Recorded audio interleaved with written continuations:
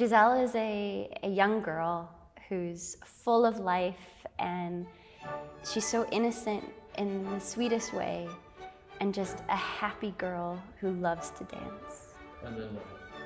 And then what happened? Dun dun dun. She should have swiped left. So there's a man named Hilarion who is in love with her and would do anything for her. But of course, she goes for the other man named Albrecht. He's everything that she imagined her Prince Charming to be. She falls in love with him, and he is sweet to her, he's kind to her, but he's completely lying to her. In fact, he's engaged to another girl. So she's completely betrayed. That moment when she realizes that this story that she thought she was living, this life that she had that was so perfect, was completely fake. She goes mad. So you get into this dramatically challenging mad scene. Your hair comes out, you get to kind of lose that ballerina pressure of perfection. Now it's not about how turned out your foot is, where's your line, are you holding your back and all that. It's about the emotion, especially. It's about showing the heartbreak. Ultimately, she dies. She has a heart attack during her mad scene. Then you have second act, which is the land of the willies. And these are all women, young maidens that have been betrayed by their lovers, and they want revenge, basically.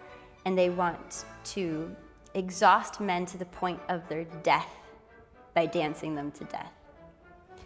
And you have Giselle. She enters, she has become a willy. And then what's beautiful about Giselle and what makes her different from the other willies is she ultimately chooses to forgive her lover and to save him. So she dances partly for him to make sure that he can make it through the night and he will live on. I think we all have that flash of, wouldn't revenge be nice? Wouldn't it be nice to see them suffer the way I've had to suffer? But we all know deep down that forgiveness is the way to go, and that if you want your own happiness back, your own power back, you gotta forgive and let it go versus take someone down. So this is a very old, traditional, classical ballet. It would be considered a very romantic ballet, maybe the ultimate romantic ballet. You see it in how we dance. Your line would always be very round. You would never break the line. You would never sexualize or make it sensual. It's all very innocent and very sweet. Kind of like the way you're taught to dance when you're like 10 years old. It's all very proper and all very correct, which creates a youngness, like a sweetness to the steps. And it's a lot of ballet mime. So if that's new to an audience, it can be a little strange to see people like I, you, love, no.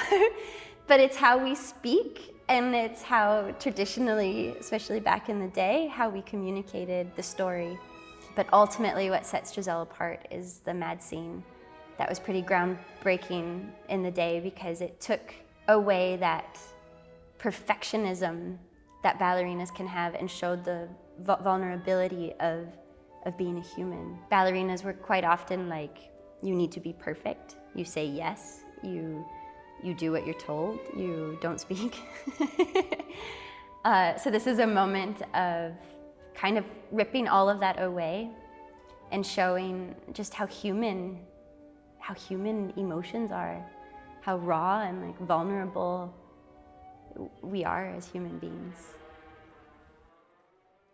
I think everyone should come see Giselle because I think everyone has experienced on some level some sort of betrayal.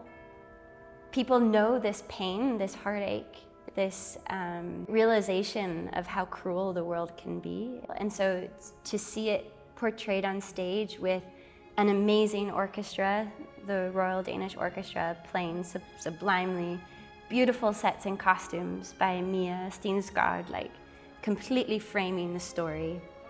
Having this heartbreaking story that everyone at once upon a time has basically lived through themselves. To see then the beauty, the purity of choosing forgiveness, I think it'll touch anybody's heart, and I think that's why it's still relevant and why it's still danced today, is because it can hit deep. It has the power to really touch people.